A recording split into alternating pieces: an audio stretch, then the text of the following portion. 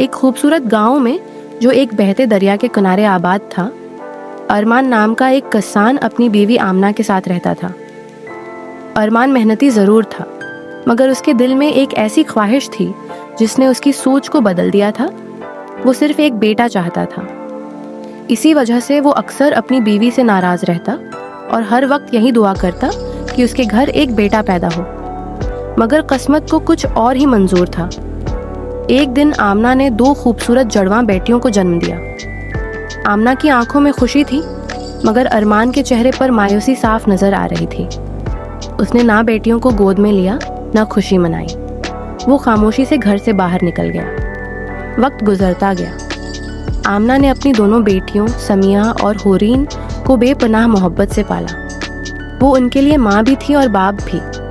مگر ارمان کا دل کبھی نرم نہ ہوا۔ وہ اپنی بیٹیوں کو بوجھ سمجھتا رہا۔ پھر ایک رات آمنہ بہت پریشان دکھائی دی، جیسے اسے کسی خطرے کا احساس ہو، اور اگلی صبح پورا گاؤں ایک خوفناک خبر سے ہل گیا۔ آمنہ کی لاش دریا کے کنارے ملی۔ لوگوں نے کہا شاید کسی ڈاکو نے زیورات کے لیے اسے مار دیا۔ ارمان نے سب کے سامنے رونے کا ڈرامہ کیا، مگر کچھ ہی دنوں بعد اس نے رخسانہ نامی عورت سے دوسری شادی کر لی۔ رخسانہ کے آتے ہی گھر کا ماحول بدل گیا۔ رخسانہ کو دونوں بہنیں ایک آنکھ نہ بھاتے۔ وہ ان سے ہر وقت سخت کام کرواتی، ڈانٹتی اور بھوکا رکھتی۔ سمیہ اور حورین چھوٹی تھیں، مگر ہر تکلیف خاموشی سے برداشت کرتی رہی۔ پھر ایک دن رخسانہ نے ایک خوفناک الزام لگا دیا۔ اس نے کہا کہ دونوں بہنوں نے گھر سے چوری کی ہے۔ ارمان نے بغیر سچ جانے رخسانہ کی بات مان لی۔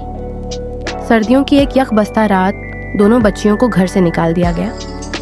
دروازہ ان کے منہ پر بند کر دیا گیا۔ سمیہ اور حورین سرد رات میں ایک دوسرے کا ہاتھ پکڑے چلتی رہیں۔ نہ کھانا، نہ سہارا، نہ کوئی اپنا۔ چلتے چلتے وہ دریا کے کنارے ایک سنسان جنگل میں پہنچ گئے۔ بھوک اور تھکن سے نڈھال ہو کر زمین پر بیٹھ گئے۔ تبھی اچانک ایک بوڑھی عورت ان کے سامنے آ گئی۔ اس کے چہرے پر عجیب سا سکون تھا۔ اس نے دونوں بچیوں کو اپنے ساتھ لے لیا، انہیں کھانا دیا اور ایک چھوٹی سی جھونپڑی میں پناہ دی۔ دن گزرتے گئے۔ بوڑھی عورت نے دونوں بہنوں کو ہار ماننا نہیں سکھایا۔ اس نے انہیں لکڑیاں جمع کرنا، پھل بیچنا اور محنت سے جینا سکھایا۔ آہستہ آہستہ دونوں بہنیں مضبوط ہونے لگیں۔ مگر ایک دن بوڑھی عورت نے ایک ایسی بات بتائی جس نے ان کی دنیا بدل دی۔ اس نے کہا، تمہاری ماں کو کسی ڈاکو نے نہیں مارا تھا؟ یہ سن کر دونوں بہنوں کے قدموں تلے زمین نکل گئی۔ بوڑھی عورت نے انہیں بتایا کہ اصل مجرم کوئی اور نہیں بلکہ ان کا اپنا باپ ارمان تھا۔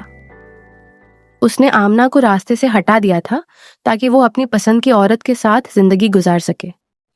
سمیہ اور حورین یہ سن کر ٹوٹ گئیں، مگر انہوں نے ہمت نہ ہاری۔